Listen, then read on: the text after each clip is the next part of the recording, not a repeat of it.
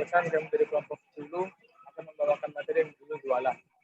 Kami terdiri dari 3 orang, saya, Muhammad Jafarullah, ditemani dengan 2 teman saya, ada Adila Aisyah dan Reza Siva. Untuk yang pertama, kami akan membawakan itu pengertian jualah. Jualah dalam bahasa Arab bermakna mengalihkan atau memindahkan.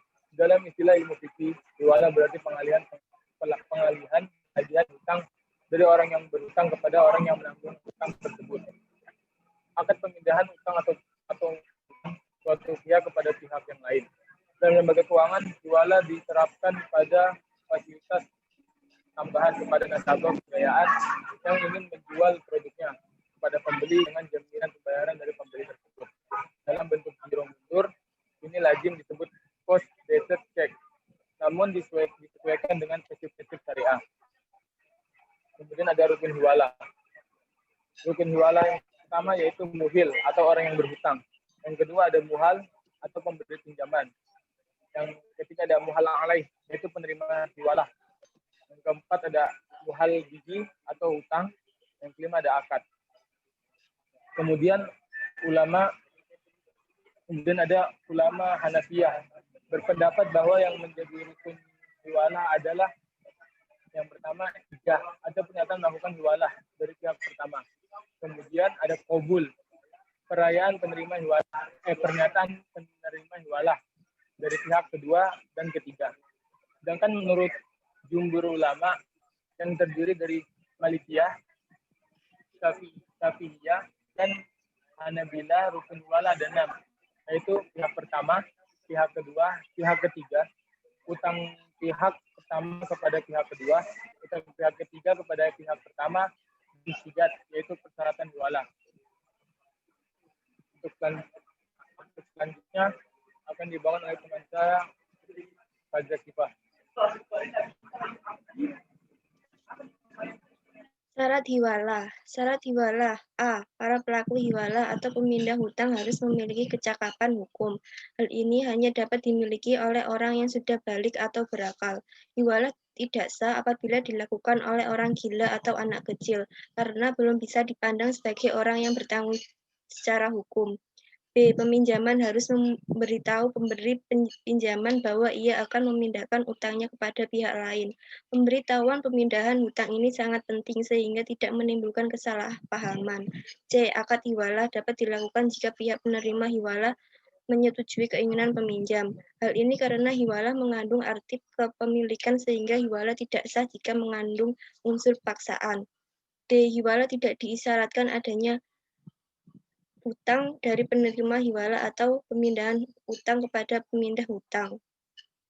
Sedangkan para ulama fikih dari kalangan Hanafi, Malaki, Syafi'i, dan Hambali berpendapat bahwa hiwalah dapat sah apabila terpenuhinya syarat-syarat yang berkaitan dengan pihak pertama, pihak kedua, dan pihak ketiga, serta yang berkaitan tentang hak itu sendiri. Yang pertama ada syarat-syarat pihak pertama, yaitu A. Balik dan berakal. B. Ada pernyataan persetujuan. Berikutnya syarat-syarat pihak kedua, yaitu A. Balik dan berakal. B. Adanya persetujuan pihak kedua terhadap pihak pertama yang melakukan hiwalah. Atas pertimbangan kebiasaan orang dalam pembayaran hutang berbeda-beda. Yang ketiga ada syarat-syarat pihak ketiga, yaitu A.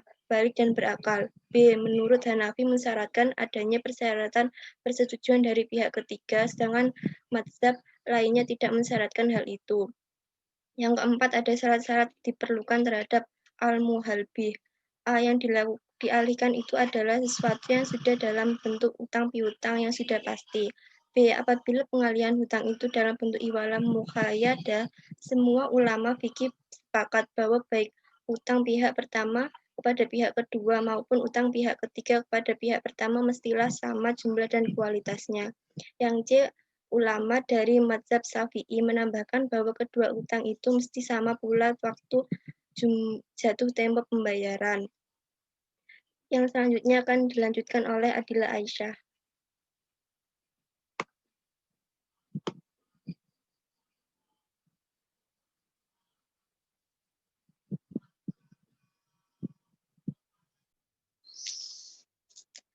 Beban muhil setelah hiwalah.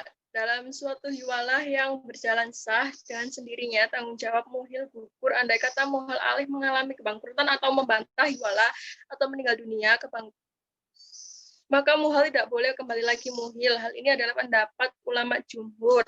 Yang kedua, menurut mazhab Maliki, bila muhil telah muhal, ternyata muhal alih orang fakir yang tidak memiliki sesuatu apapun untuk membayar, maka muhal boleh kembali lagi kepada muhil. Menurut Imam Malik, orang yang menghiwalahkan hutang kepada orang lain, kemudian muhal alih mengalami kebangkrutan atau meninggal dunia, dan ia belum membayar kewajiban, maka muhal tidak boleh kembali kepada muhil. Yang ketiga, Ibu Hanifah, Syarih, dan Utsman berpendapat bahwa dalam keadaan muhal alih mengalami kebangkrutan atau meninggal dunia, maka orang yang menghutangkan atau muhal kembali lagi kepada muhil untuk menagihnya. Udah.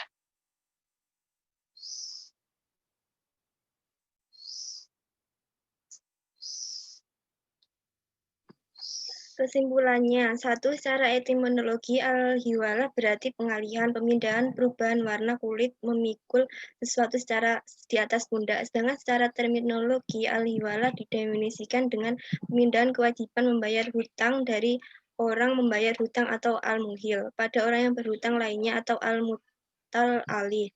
Yang kedua, para ulama fikih dari kalangan Hanafi, Maliki, Syafi'i, dan Hambali berpendapat bahwa hiwalah dapat sah apabila terpenuhinya syarat-syarat yang berkaitan dengan pihak pertama, pihak kedua, dan pihak ketiga, serta yang berkaitan tentang hak itu sendiri. Dan rukun hawalah ialah satu, ijab atau pertanyaan melakukan hiwalah dari pihak pertama. Yang kedua, kabul, pertanyaan penerima hiwalah dari pihak kedua dan ketiga. Sedangkan macam-macam hiwalah yang ditinjau dari segi objek akad dua yaitu satu, hiwalah al-haq, dua, hiwalah al-dain.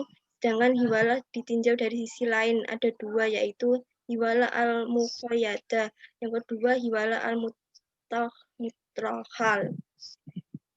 Yang ketiga, salah satu hal yang membatalkan hiwalah ialah salah satu pihak yang sedang melakukan akad itu memfaks atau membatalkan akad hiwalah sebelum akad itu berlaku secara tetap. Dengan adanya pembatalan akad itu, pihak kedua kembali berhak menuntut pembayaran utang kepada pihak pertama.